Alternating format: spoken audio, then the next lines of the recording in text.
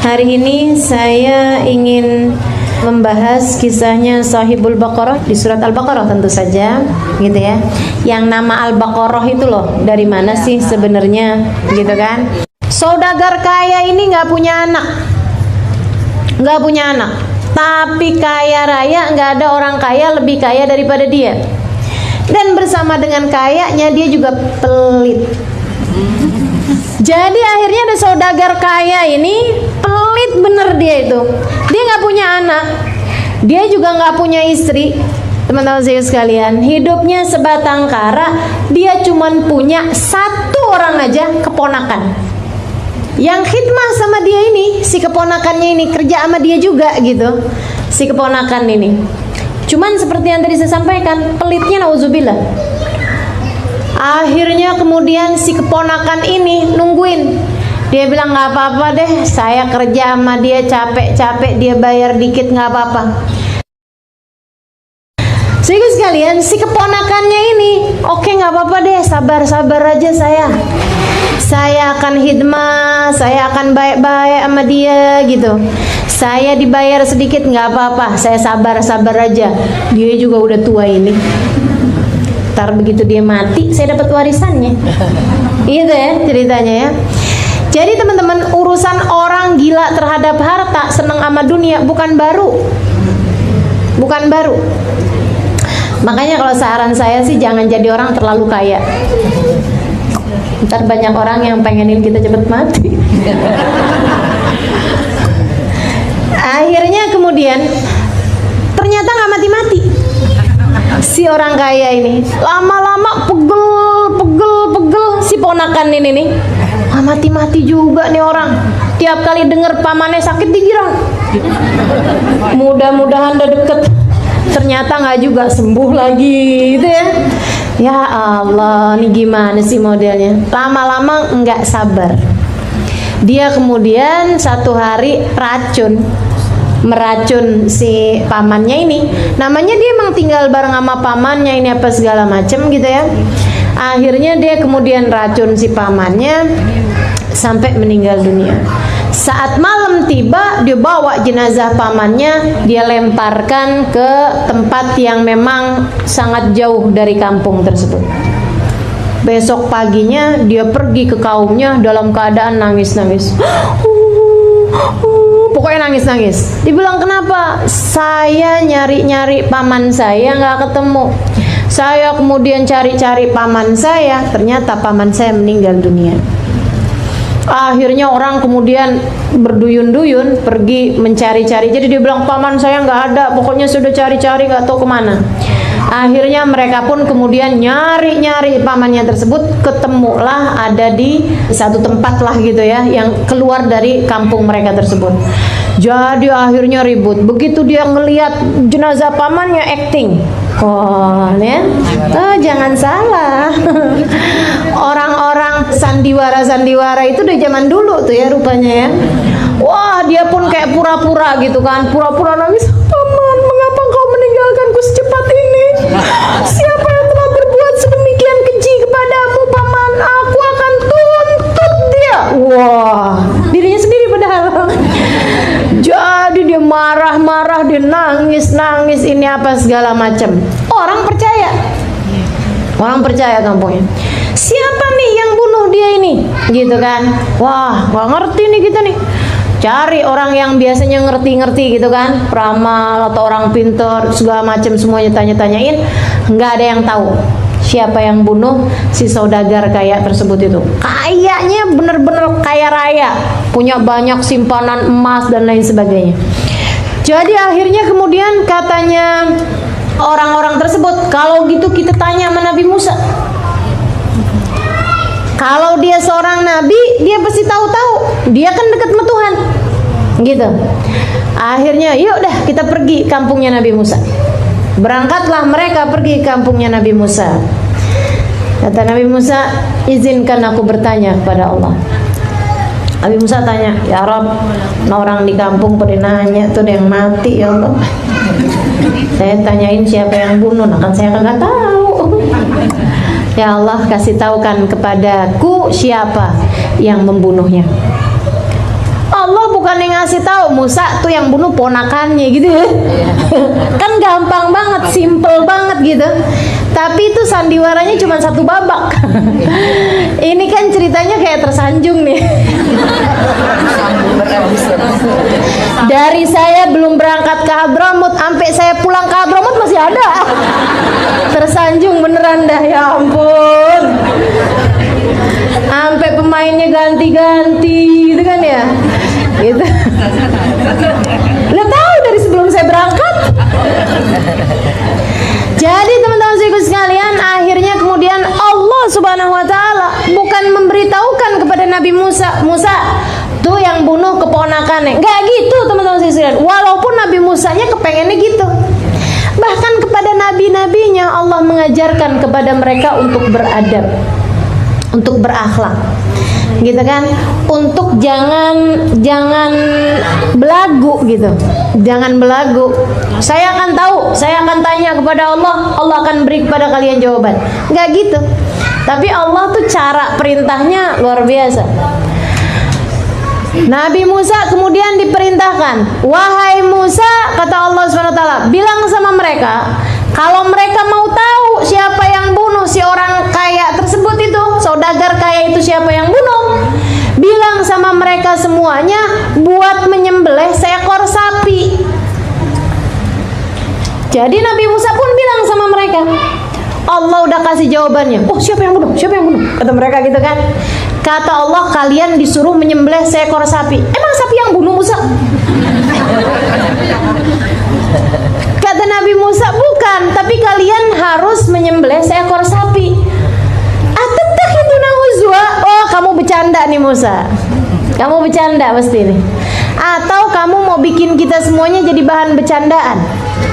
Yang kita lagi adukan kepada kamu seseorang yang kehilangan nyawanya. Bagaimana mungkin untuk kita tahu siapa yang menghilangkan nyawanya tersebut, kita harus juga mempersembahkan nyawa seekor sapi. Yang kita mau dia hidup, bukannya malah sapi jadi mati. Kan nggak masuk akal nih, gitu ya. Allah tuh emang suka kayak begitu teman-teman sekalian. Waktu Nabi Musa dikejar sama Fir'aun, cerita yang lain ya. Waktu Nabi Musa dikejar sama Fir'aun malam-malam, Nabi Musa ini kan andalannya tongkat, ya kan gitu ya. Katanya Nabi Musa begitu nyampe di tengah-tengah lautan, jadi Nabi Musa dikejar sama Fir'aun. Kemudian pas mentok, depannya lautan, belakangnya pasukannya Fir'aun mengejar. Nabi Musa bingung, katanya orang-orang, Inna Fir'aun lamudrikun, inna lamudrikun. Wah, kita kena nih, kita pasti kena nih. Gimana nih, kita pasti kena nih sama kaumnya Fir'aun nih. Fir'aun udah semakin deket nih. Waduh, kita ketangkep deh nih. Wah, kita mati deh nih. Aduh, kelar nih. Katanya Nabi Musa, Inna ma'iya rabbi sayahdin. Oh, nggak bakalan. Ada Allah bersama denganku. Allah akan memberikan kepadaku petunjuk. Ya Allah, apa nih petunjuknya? Apa kata Allah Subhanahu wa taala? Fadrib bi'asaka al-bahr. Wahai Musa, pukulkanlah dengan tongkatmu tersebut lautan. Yang salah Fir'aun, yang dipukul lautan. Allah nggak bilang pukulkan dengan tongkatmu itu kepalanya Fir'aun. Masuk akal? Bener apa enggak? Begitu Fir'aunnya datang jeblak gitu ya. Pantas gitu ya, enggak gitu. Wahai Musa, kamu mau selamat, pukulkan dengan tongkatmu. Kemana nih Allah? Lautan. Ya, kok yang masuk di akal gitu kan? Subhanallah. Tapi begitu dipukulkan sama Nabi Musa, lautannya langsung jadi daratan. Gitu teman-teman sekalian. Perintah Allah itu jangan dibantah, walaupun akalmu tidak dapat menerimanya. Karena akalmu kerdil. Akal kita semua kerdil. Gitu ya. Perintah Allah laksanakan, kamu baru tahu nantinya.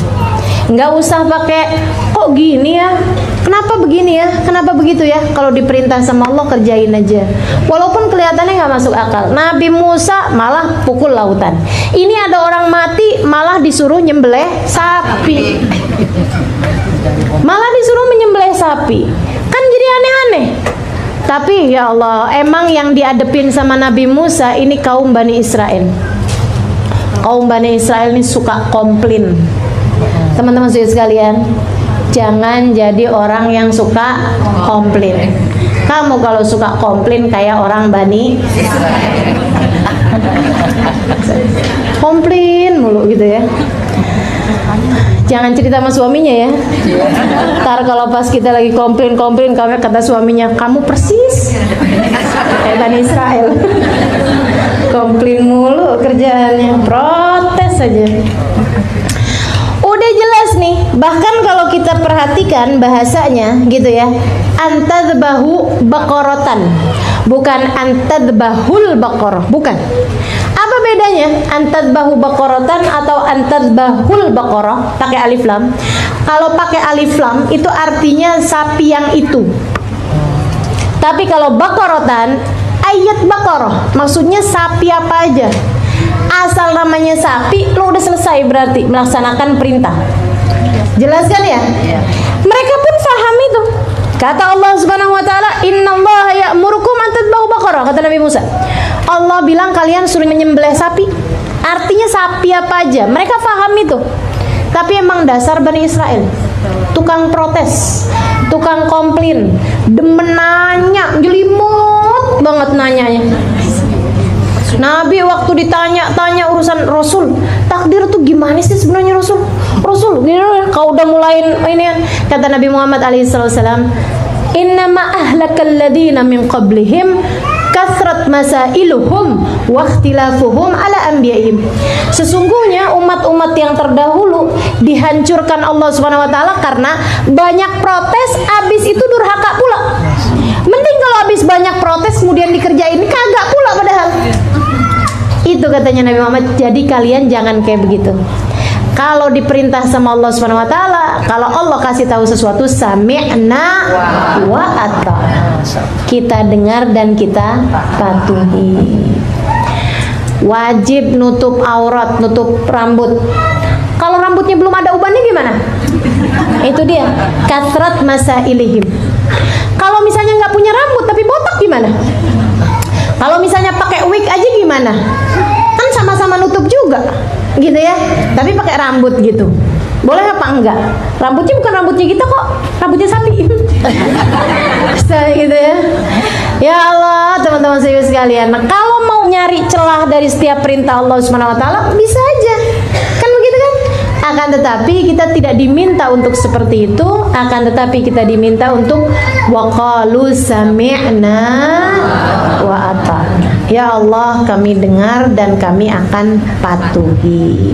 Seperti itu teman-teman sekalian. Jadi ini nih orang Bani Israel udah dibilang sembelihlah seekor sapi. Maksudnya apa aja, pokoknya sapi gitu kan. Mereka bilang, "Oh, sapi. Kamu mau bikin kita jadi bahan candaan? Kenapa kok malah disuruh nyembelih seekor sapi?" Kata Nabi Musa, itu jawaban dari Allah. "A'udzubillah an akuna minal jahilin." Aku berlindung kepada Allah dari menjadi orang yang bodoh, yang hidupnya bercanda mulu, yang hidupnya ngebully mulu. Saya nggak kayak begitu, kata Nabi Musa. Kalau perkara harus serius, kita akan serius. Apalagi perkara urusan kematian seperti ini, kita serius, kata Nabi Musa. Saya nggak bercanda sama kalian. Oh, oke lah Nabi Musa, jangan ngambek gitu dong. Oke, iya, kita mau menyembelih seekor sapi. Tapi sapinya sapi apa? Sapi umur-umur yang kayak berapa nih untuk kita menyembelih seekor sapi ini? Sapi yang umuran berapa kira-kira wahai Musa? Akhirnya kemudian mereka tanya, sapinya umuran berapaan? Anak-anak atau udah tua atau yang kayak gimana? Nabi Musa bilang, baiklah saya tanya lagi. Kesian Nabi Musa bolak-balik istikharah ngadepin umatnya ini ya. Ya Allah, mudah-mudahan kita nggak jadi umat yang nyusahin Nabi kita. Kita jadi umat yang selalu dapat menghibur dan membahagiakan Nabi Muhammad sallallahu alaihi wasallam, insyaallah. Amin ya rabbal alamin. Nabinya dihibur, nabinya disenangkan dengan cara ketaatan kita kepada beliau. Amin. Akhirnya kemudian Nabi Musa pun nanya sama Allah, ya Rabb, tuh orang-orang pada nanya, katanya sapinya umur berapaan? Kata Allah Subhanahu wa taala, bilang mereka, wahai Musa, cari sapi kagak tua kagak muda. Susah nih kan, cari yang umur-umurnya sedang-sedengan gitu, kira-kira ABG lah sapinya. Awanun baina dzalik, tengah-tengahan, enggak tua, enggak juga anak-anak. Artinya kan remaja, kan begitu ya? Wah, repot nih sebenarnya. Dah, pasti abis ini orang langsung ngerjain nyari sapi yang enggak tua, enggak muda. Ibarat kata dari seluruh sapi misalnya ada 10.000, yang enggak tua, enggak muda ini kan ada sekitar 3.000-an, ya enggak? Karena sapi kan pasti ada yang muda, pasti ada yang tua, pasti ada yang sedengan. Berarti kan yang sedengan ini kan sepertiganya lah kurang lebih. Dah, Nabi Musa bilang, sapinya kata Allah Subhanahu wa taala, saya udah tanya sama Allah, Allah udah kasih jawabannya. Dan ini bukan cepet teman-teman saya sekalian. Bukan cepet. Nabi Musa istikharah dulu, nanya dulu sama Allah. Allah kemudian baru memberikan jawabannya. Nabi Musa balik lagi kepada kaum tersebut.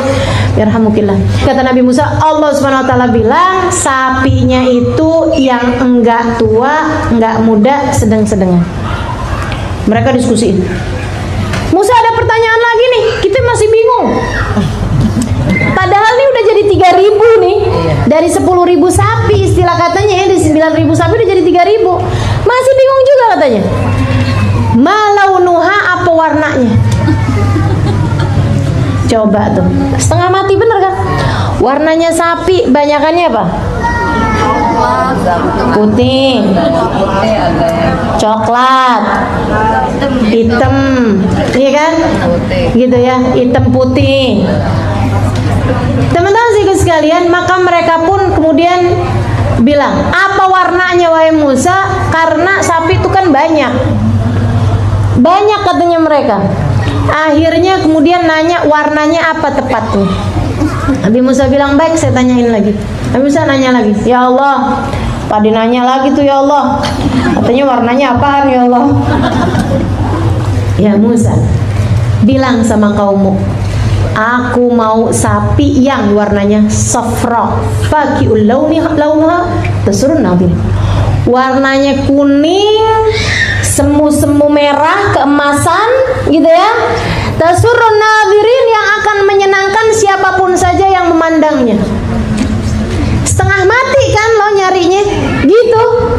Maksudnya Nabi Musa, udah deh sekarang cari aja tuh, mungkin ada jenis sapi yang warnanya seperti itu gitu maksudnya. Ya udah, nah itu dari 3.000 sapi, mungkin jenis tertentu yang warnanya seperti itu, barangkali sisanya sekarang jadi 100 atau jadi 300 dari 3.000 loh sapi. Ibarat katanya nih jadi tinggal 10%-nya aja gitu. Jadi 300 sapi yang warnanya memang kuning keemasan. Ada sebagian sapi warnanya seperti itu. Akhirnya kemudian Nabi Musa bilang, dah sekarang ayo, Allah Subhanahu wa taala kasih kepada kalian perintah, cari sapi, sembelihlah sapi yang warnanya kuning keemasan, menyenangkan siapapun aja yang memandang. Mereka diskusi lagi. Musa, pertanyaan terakhir. Ya Allah, ini ya emang bener-bener cerewet tingkat akut nih kayaknya nih. Udah parah banget cerewetnya. Teman-teman sekalian, mereka bilang, kayak apa jenisnya, sifatnya si sapi ini, biar kita tahu sifatnya. Ya ampun, sifat coba. Kayak orang nyari jodoh beneran dah. Dia bilang kayak apa tuh sapi sifatnya, biar kita nggak salah-salah. Innal baqara tasyabaha alaina. Karena sapi itu kan bisa membingungkan kami nih. Jangan sampai keliru-keliru nih kami nih nyembelih sapi yang Allah mau. Akhirnya tanya lagi, Nabi Musa nanya lagi sama Allah, ya Rabb, agak ngerti deh tuh orang Bani Israel nape tuh kayak gitu. Mereka nanya lagi, ya Allah, sapinya katanya yang apa gitu, sifatnya yang gimana? Kata Allah Subhanahu wa taala, bilang sama mereka, wahai Nabi Musa, sesungguhnya sapi yang aku maksudkan adalah sapi yang ladhalul, bukan sapi yang jinak. Sapi itu kan rata-rata jinak. Betul apa enggak? Ini suruh nyari sapi liar. Sapi liar, sapi yang adanya di hutan gitu. Sapi liar, teman-teman sekalian. Sapi liar bukan sapi peliharaan. Kan setengah mati banget ya nyari sapi yang enggak dipelihara orang gitu. Sapinya yang liar, tuthirul ardo, dia sapinya itu enggak pernah dipakai bajak sawah, nggak pernah dipakai nyiram sawah. Musallamatun, sapinya sehat, kuat, la syata fiha, nggak ada penyakit, nggak ada celak di dalamnya, nggak ada aibnya si sapi ini. Coba tuh, ini apa enggak nyari kalangan raja di antara sapi gitu? Ini nyari rajanya sapi kalau kayak begini modelnya. Gimana cara nyarinya? Mereka begitu kayak gitu, jelas sih sekarang. Tapi ada apa kagak ya sapi gitu ya?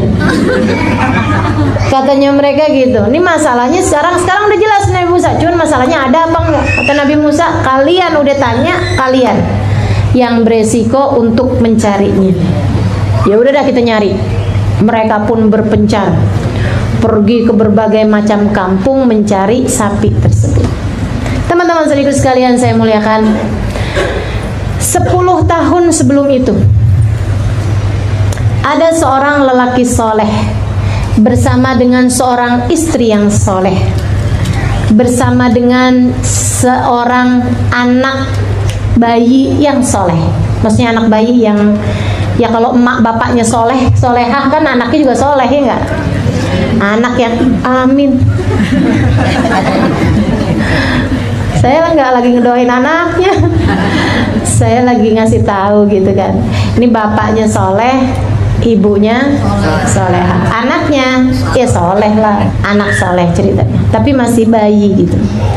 Si bapak sangat sayang sama istrinya, sangat sayang sama anaknya. Dia selalu aja, dia kerjaannya pergi ke hutan nyari kayu bakar, dia jual, kemudian uangnya dia pakai untuk beli makanan, kemudian dia pun bagi kepada anak dan istrinya makanan tersebut. Terus seperti itu. Satu waktu si bapak ini dia sakit.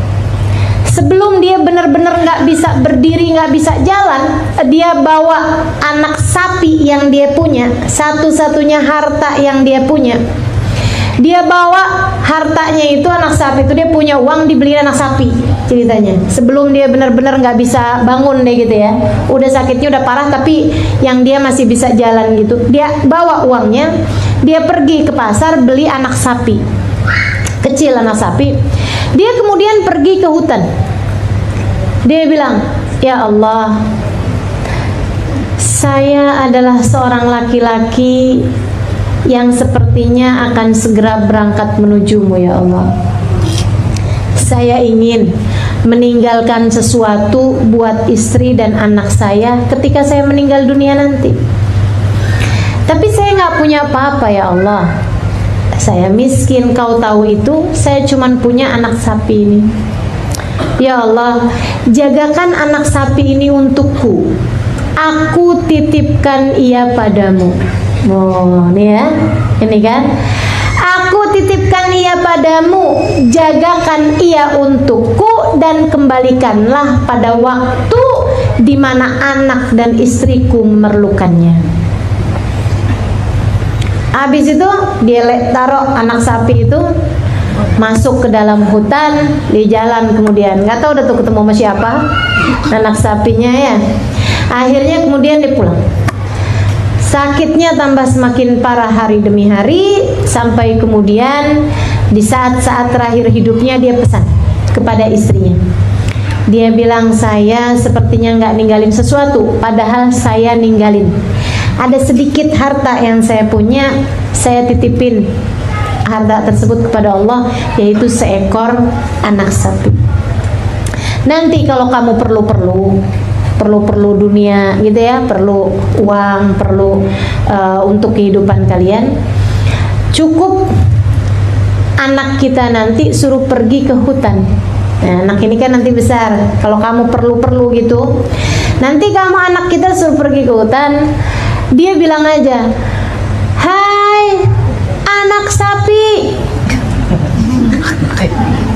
yang dititipin sama Allah, saya sekarang perlu sama kamu. Kurang lebih kayak gitu. Gitu. Saya anaknya pemilik kamu, anak majikan kamu. Dikasih tahu gitu. Berapa kalimat yang dia nanti panggil si sapi itu. Nggak lama kemudian dia pun meninggal dunia. Si ibu dengan uang yang ada di rumah, dan dia juga ikut-ikutan nyari kayu bakar di hutan. Kemudian dia jual kayu bakarnya, kemudian dia dapat makan. Dia hidupkan anak kecilnya tadi itu. Sampai ketika anaknya tersebut sama dirinya sudah mulai, maksudnya dia sudah mulai menua dan anaknya pun sudah mulai besar. Satu ketika si ibu itu jatuh sakit. Si anak ini pun kemudian menggantikannya untuk nyari kayu bakar di hutan. Tapi kemudian si ibu sakitnya tambah semakin parah sehingga membuat dia harus, ya kayak kalau orang zaman sekarang harus dioperasi, harus membutuhkan perawatan yang lebih, sehingga uang yang mereka punya tidak mencukupi. Si anak sampai pontang-panting karena si ibu lupa apa pesennya suaminya tuh. Sampai si anak nih bener-bener gitu pergi dari mulai habis subuh buat nyari kayu bakar. Dia jual di pasar, kadang-kadang uangnya lebihan, kadang-kadang enggak juga gitu kan. Dia beliin obat buat ibunya, dia beliin yang disuruh sama dokter buat ibunya tersebut itu. Tapi ibunya tetap juga masih sakit karena obat yang harus dibeli memang lebih mahal lagi. Sampai ketika ngelihat anaknya kesian bener nih, duh, udah suami udah meninggal, anak juga kesian, tuh bakti sama saya. Tapi kehidupan memang seperti ini, terkadang tidak berpihak pada kita. Teman-teman sekalian saya muliakan. Akhirnya kemudian dia bilang, suami saya tuh juga meninggal dunia, nggak ninggalin apa-apa, nggak ninggalin apa-apa, nggak ninggalin apa-apa. Kok kayak gimana gitu ya? Kayak inget-inget ada orang yang pernah ngomong kayak gitu. Terus ingatlah dia sama ucapan suaminya, saya meninggal dunia nih kayaknya nggak ninggalin apa-apa, padahal saya meninggalkan untukmu sesuatu. Ingatlah dia, sapi, dia bilang di hutan, sapi di hutan. Dia pun kemudian panggil anaknya dalam keadaan dia sakit itu, dia bilang, nah, bapak kamu tuh waktu mau meninggal dunia dia bilang begini. Oh gitu mah. Jadi saya mesti gimana nih? Kamu pergilah ke hutan besok hari, pergilah ke hutan, kemudian kamu masuk ke hutan, nanti di arah sekian gitu ya, nomor sekian, rumah aja blok sekian, kamu bilang gitu, begini. Baik mah. Besok paginya pergilah dia pagi-pagi ke hutan. Udah masuk di tempat yang kira-kira dituju itu, dia kemudian bilang, hai anak sapi, saya adalah anak dari pemilik kamu dulu, sapi yang dititipin sama Allah. Kami sekarang memerlukanmu, kembalilah kepada pemilikmu. Dia dengerin, kagak ada suara-suara. Hai anak sapi, tambah kenceng. Dia dengerin, nggak lama kemudian kedengeran, krok, krok. Sapi datang. Gimana sih bunyinya sapi? Krok, krok gitu, nggak asik ya? Sapinya ya datang, sapinya. Wow, cakepnya tuh sapi. Sapinya itu kelihatan umurnya nggak tua nggak muda. Sapinya tersebut kelihatan warnanya kuning keemasan yang menyenangkan siapapun yang melihat. Sapinya itu teman-teman saya sekalian, sapi liar, nggak pernah bajak sawah, nggak pernah mengairi sawah, benar-benar sehat, sempurna, nggak ada celah, nggak ada aib, nggak punya luka di tubuhnya. Sapi yang disebutkan oleh Allah Subhanahu wa taala untuk dibunuh kepada si Bani Israil. Akhirnya kemudian dia pun datang. Jadi rupanya si sapi itu tiap kali ada orang deket lari dia kabur. Tapi hari itu subhanallah, bukannya kabur, dia malah yang deketin si anak tersebut. Kemudian malah dengan mudahnya si anak itu naik di atas sapi itu, pulanglah mereka berdua. semua kebaikanmu dibayar Allah Subhanahu wa taala. Teman-teman sekalian, kesolehanmu, keistiqomahanmu dalam ibadah, kebaikan apapun yang kamu lakukan akan Allah bayar tunai di dunia sebelum kelak di hari akhirat. Nggak usah takut jadi orang baik. Kalau jadi orang baik nih kena tipu mulu. Itu bukan baik, itu bodoh. Beda ya antara orang baik sama orang bodoh, beda tipis. Nah itu, jadilah orang baik, jangan jadi orang bodoh, kan begitu. Jadi teman-teman sekalian, jangan lelah untuk menjadi orang baik. Jangan lelah untuk menjadi orang baik. Sebab kebaikanmu akan dibayar oleh Allah Subhanahu wa taala. Dunia sebelum akhirat. Enggak usah khawatir. Enggak ada yang pergi, enggak ada yang pergi. Walaupun misalnya kamu buat baik sama orang, orangnya jahatin kamu, kelihatannya kayak sia-sia gitu kan. Oh, enggak ada yang sia-sia. Nanti Allah akan bayar. Nanti Allah akan bayar. Ada orang lain yang akan berbuat baik padamu. Tenang aja, nanti ada orang lain yang berbuat baik kepadamu. Sama halnya dengan Allah juga bayar kejahatan, teman-teman sekalian. Allah bayar kejahatan. Seperti kejahatan ponakan yang bunuh ini nih, yang bunuh pamannya tadi itu. Siapa nama pamannya? Paman Gober. Ya, saya nggak sebut namanya, saya nggak tahu, nggak disebutin pula di kitab-kitab. Jadi teman-teman sekalian saya muliakan, nggak akan ada yang pergi. Semua kebaikan, semua keburukan hanya akan dibayar tunai oleh Allah Subhanahu wa taala. Tinggal kamu pilih. Mauan dibayar segala kebaikan-kebaikan atau mauan dibayar segala keburukan-keburukan. Kita yang mesti pinter-pinter. Hidup ini udah baik aja deh, baik aja. Semua yang kamu lakukan di atas muka bumi ini seperti meneriakkan kalimat-kalimat dalam sebuah gua. Kamu cantik. Apa kedengerannya? Kalau kamu jelek nggak mungkin. Pasti gemanya kamu cantik, kamu cantik, kamu cantik, kamu cantik. Kan gitu ya? Semakin banyak kamu sampaikan kebaikan, semakin banyak pula yang kemudian kembali padamu. Innal hasanat bi asyri amsalihha. Kata Nabi Muhammad, sungguhnya kebaikan 10 kali ganda minimalnya. Minimalnya 10 kali ganda, teman-teman saya sekalian, minimal. Gimana kalau lebih Allah Subhanahu wa taala bagi? Dan keburukan, hal jazaul ihsan illal ihsan, dan sebaliknya juga kan gitu ya. Kalau kemudian sayyi'ah juga balasannya seperti itu juga. Keburukan juga hanya akan dibayar dengan keburukan. Kurang ajar. Apa kalau kita neriakan kalimat seperti itu di gua gitu? Kurang ajar loh. Jawabannya apa? Kurang ajar loh, kurang ajar loh, kurang ajar loh. Gitu teman-teman sekalian, nggak akan kemana-mana, nggak akan kemana-mana, gitu ya. Batu yang kau lempar hanya akan kembali kepada dirimu sendiri. Maka jangan lelah untuk menjadi orang soleha. Jangan lelah untuk belajar istiqomah. Jangan lelah untuk menjadi hamba Allah Subhanahu wa taala yang taat kepadanya. Insya Allah. Istiqomah sampai surga insya Allah ya. Amin. Dunia sampai akhirat. Baik teman-teman sekalian, pulanglah dia bawa seekor sapi ini ya. Akhirnya nyampe di rumah.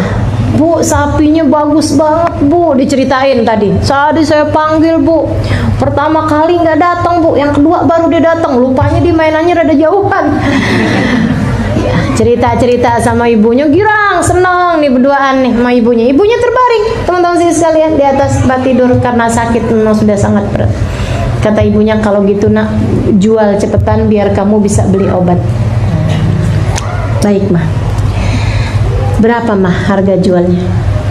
Sapi segede gitu, mamanya udah lihat-liatin kan sapinya ya. Walaupun dia duduk itu lihat-liatin sapi. Terus dia bilang, sapi kayak gitu biasanya harganya 25 juta lah. Sapi biasanya berapa sih? Segitulah ya, oke ya. Kita sepakati aja ya. 25 juta. Jadi kamu jual aja dengan harga 25 juta. Si anak bawa tuh sapi, mumpung pasar masih buka nak. Dia bawa tuh sapi pergi ke pasar. Sapi. Orang rupanya zaman itu lagi krisis moneter kali. Kayak lagi zaman gitu sekarang nih, harga-harga pada naik, jadi boro-boro beli sapi. Beli gandum aja susah. Jadi nggak ada yang tertarik. beli sapinya. Lihat gitu sapinya, wah bagus nih sapinya. Tapi belum ketemu orang yang tertarik beli sapi. Sapi. Kemudian ada seseorang laki-laki tua. Dia bilang, "Nak, jual sapi." "Iya Pak." "Masa kucing?" "Sapi lah ini." Dia bilang, "Jual sapinya Nak." "Iya Pak." Dia bilang, "Berapa kamu jual sapi kamu ini?" 25 juta Pak. Katanya si bapak itu, "Gimana kalau saya beli 50 juta? Bingung dia. Teman-teman saya sekalian, bukan bingung bodoh, bukan, tapi bingung aneh. Mana ada orang dibilang harganya 25 juta mau dibeli 50 juta? Nggak ada orang kayak begitu. Yang ada 25 juta 20 aja deh. Kan begitu ya? Atau 15 gimana? Atau kayak ibu-ibu 25 10 aja deh. Nawarnya nggak tanggung-tanggung. Ya Allah. Gitu ya. Kalau saya yang jual, saya kasihin. "Ustazah, ini madunya berapa?" 130. "Ustazah, 70 aja deh, saya kasih aja." Nawar kagak-kagak. Untung nggak ada yang kayak gitu sama saya. Jadi teman-teman sekalian, ini harganya 25 juta gitu istilah katanya ya. Dia nawar 2 kali lipat, 50 juta aja deh. Boleh nggak kalau saya beli 50 juta? Dia nggak jawab, bukan karena anak bodoh, bukan, tapi justru karena ia anak yang sangat pandai. Kok aneh sih? Gitu. Jadi dia bilang, "Tunggu, kalau gitu saya harus tanya dulu sama ibu saya." Bukan karena bodoh teman-teman sekalian, tapi justru karena anak yang sangat pandai. Ini aneh nih, kenapa bisa begini nih? Dia adalah anak yang sudah dikenalkan oleh ibunya bahasa-bahasa pertanda. Kalau apa-apa kamu mesti sadar nih, ada bahasa pertanda nih. Kalau kamu mau pergi ke satu tempat, tiap kali mau jalan ke sana kesleo. Tiap kali mau jalan ke sana kesandung. Tiap kali mau jalan ke sana ada apa gitu yang terjadi. Pahami bahasa pertanda. Allah nggak mau kamu pergi ke sana. Kan begitu tuh. Jadi kita itu mesti ngerti bahasa pertanda gitu. Jadi dia bilang, "Oh ini aneh nih. Kalau gitu saya mesti mohon petunjuk." Nah kalau kita dapat pertanda, kita mesti dapat petunjuk kan begitu ya. Mesti ada orang yang kita tanya kalau kita nggak ngerti pertanda itu apa gitu. Dia menjadikan petunjuknya dia adalah ibunya. Karena dia tahu ibunya adalah seorang perempuan yang sangat solehah, seorang perempuan yang dekat dengan Allah. Teman-teman sekalian, semua dari kita bodoh, dan hanya Allah lah zat yang maha tahu. Maka kebodohanmu akan perlahan-lahan hilang jika kamu dekat sama Sang Maha Tahu. Kamu yang bodoh akan berpengetahuan jika kamu dekat sama Sang Maha Tahu.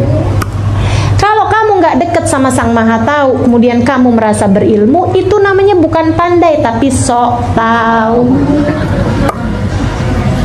Jadi dia kemudian bilang, "Saya mau bilang dulu dah sama ibu saya."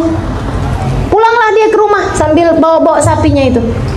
Sampai di rumah dia bilang, "Gimana Nak?" kata ibunya.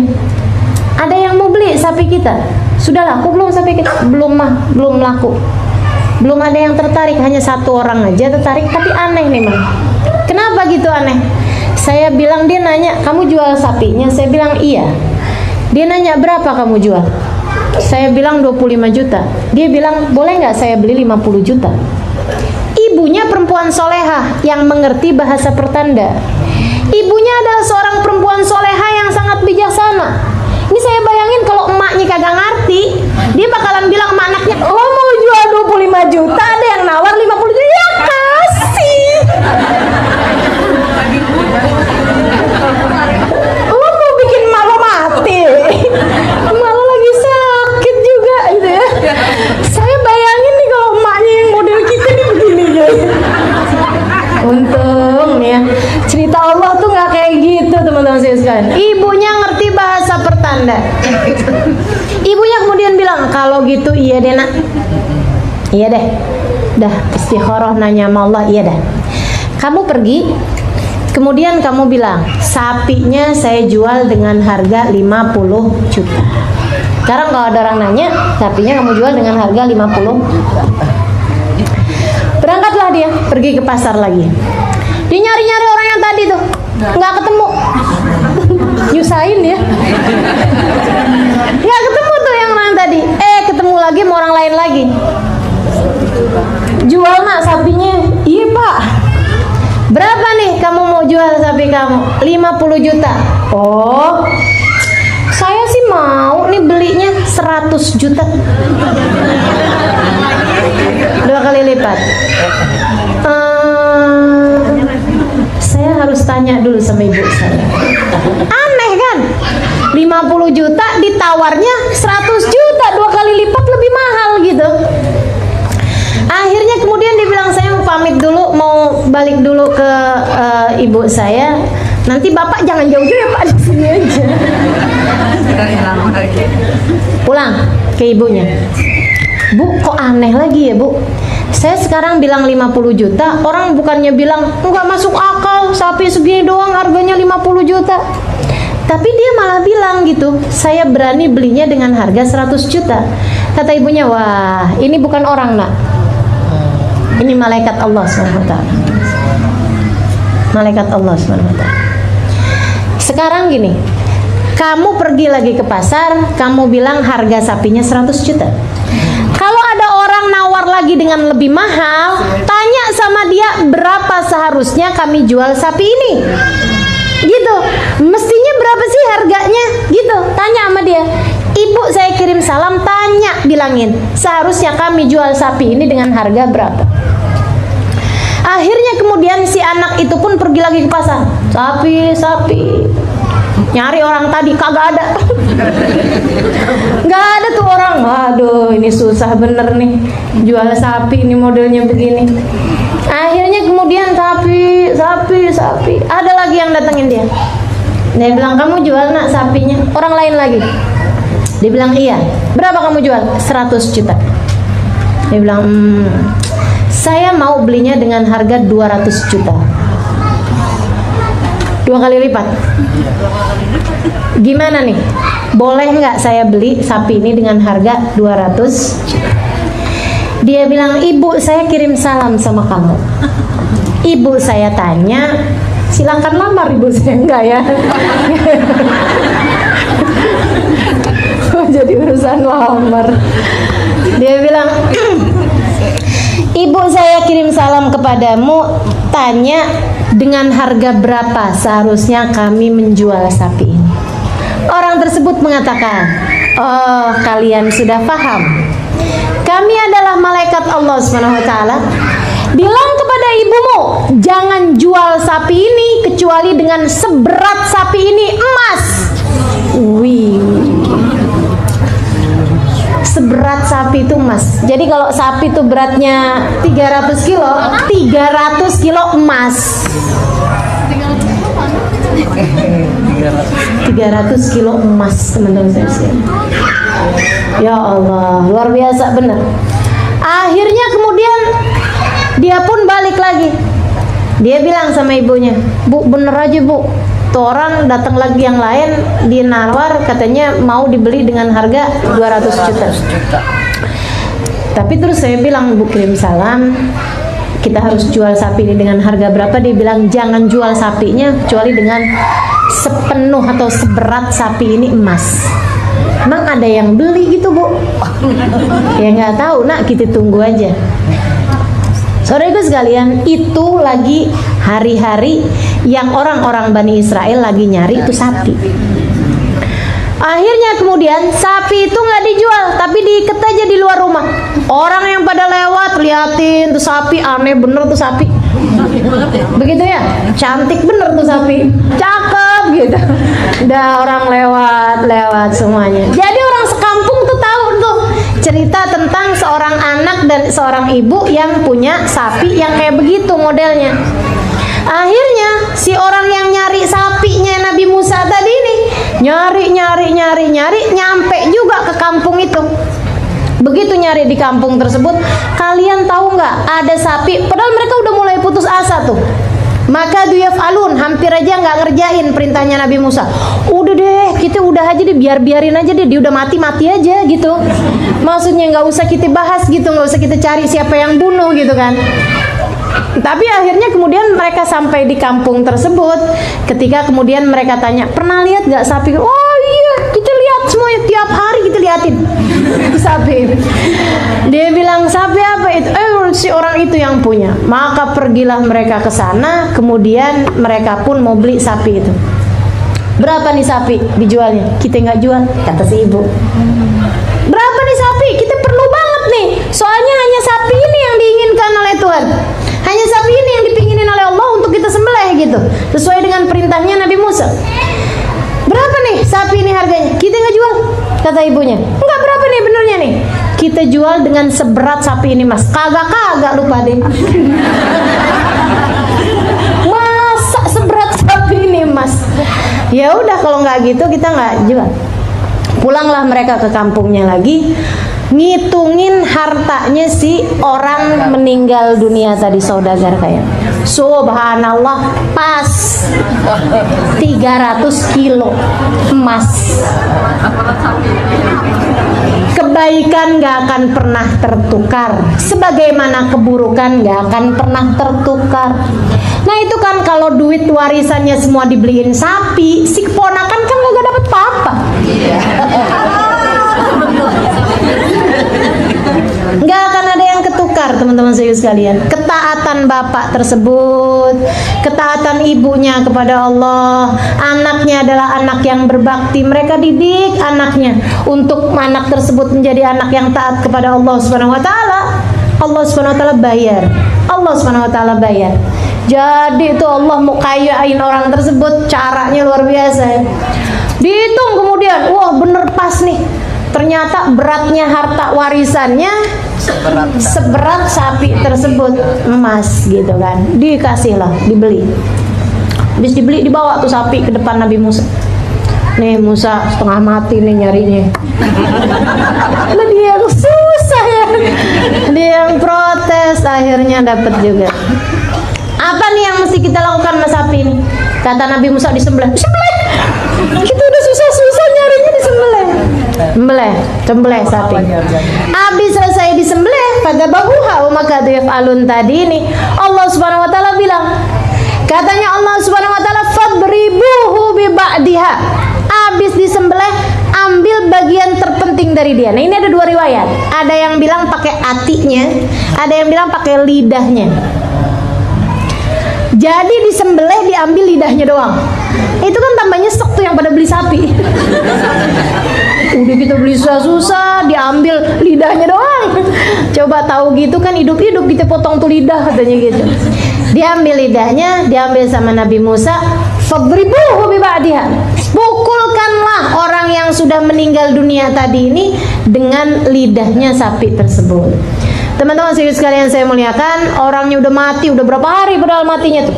Pukulin, hidup lagi. Si orang yang mati tadi ini hidup lagi. Dia toleh.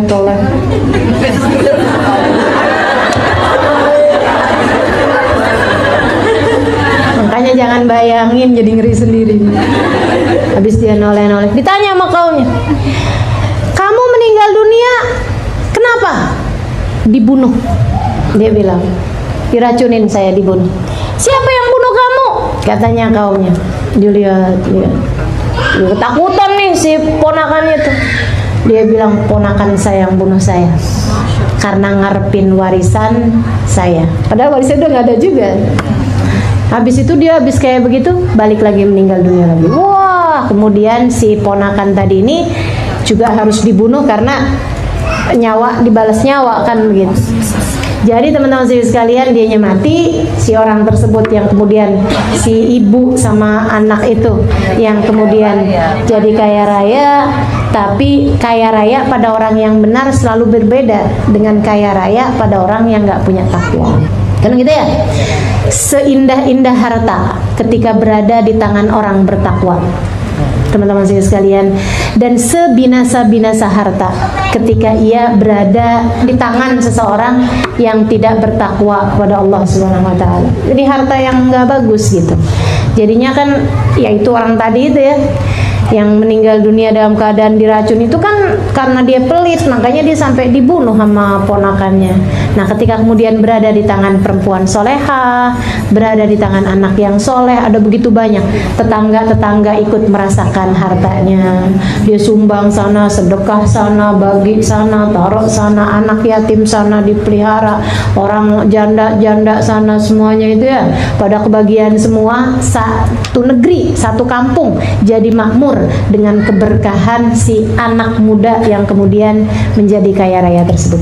Jadi itu, Shahibul Baqarah adalah ayah dari anak yang menitipkan sapinya kepada Allah Subhanahu wa taala di tengah hutan. Teman-teman sekalian, jika sapi yang bernyawa dititipkan oleh Allah Subhanahu wa taala selama bertahun, tetap dijaga oleh Allah Subhanahu wa taala, maka bagaimana pula ketika kamu titipkan iman kamu kepada Allah, ketika kamu titipkan anak-anakmu kepada Allah, kamu titipkan suamimu kepada Allah, bahkan kamu titipkan dirimu kepada Allah Subhanahu wa taala. Kamu titipkan penjagaan dirimu ini kepada Allah Subhanahu wa taala. Selalulah berkata, ya Allah, aku titipkan diriku, aku titipkan keluargaku, aku titipkan semua orang yang aku cintai, aku titipkan imanku, hartaku, kebahagiaanku kepadamu ya Allah. Jagalah ia sebagaimana engkau menjaga hamba-hamba tercinta di sisimu. Itu doanya baca Yasin yang ditulis oleh Al-Imam Al-Haddad alaihi ridwanullah, Abdullah bin Al-Haddad. Allahumma inni astaghfiruka wa astaudi'uka dinana wa abdanana wa anfusana wa ahlana wa auladana wa amwalana wa kulla syai'in